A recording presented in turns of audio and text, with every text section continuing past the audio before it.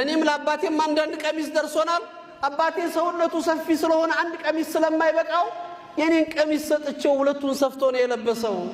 ሰዎች ለመሪያቸው ታዛዥ ጥሪውንና መልእክቱን የሚሰሙ እንደሆነ ሲናገሩ አንሰማህም አንታዘዝህም አላቸው። ለምን አሉት ዑመር። እኛ አንዳንድ ቀሚስ ደርሶን አንተ ሁለት ቀሚስ ሰፍተህ ለብሰህ ይሄንን ልብስ ሁለት ልብስ አድርገህ የለበስክ ሰው የኛን ሐቅ ያጓደልክን ሰው አንታዘዝህም አሉት። በዚህ ነፃነት እኮ በዚህ ክብር ነው ሙስሊሞችን አላህ ነብዩ የቀረጿቸው።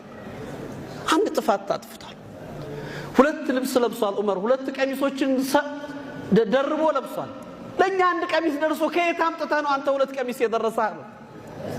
ስለ ቀሚስ መብት የሚታገል ማንነት ነፃነት ነው የሰጠው እስልምና። ዑመርስ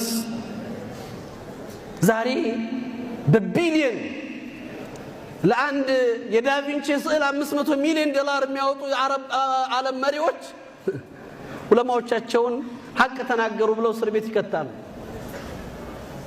እነዚህ ሰዎች የእስላም ሀገር መሪ ነን ሐሚድ ዲን ነን ይላሉ። ዑመር ምን ነበር መልሳቸው? ረዲየላሁ ዐንሁ ወዲያውኑ የጠየቁት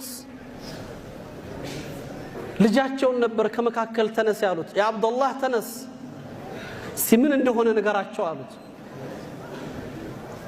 ለኔም ለአባቴም አንዳንድ ቀሚስ ደርሶናል።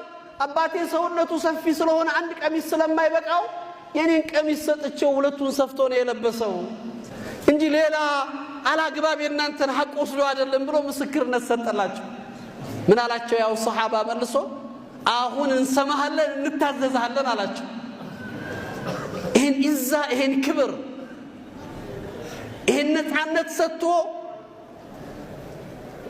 መስመር ይዘው እንዲኖሩ ያደረገ ዲን ያላቸው ሰዎች ነው። ይሄ ኢዛ ዝም ብሎ የመጣ ኢዛ አይደለም።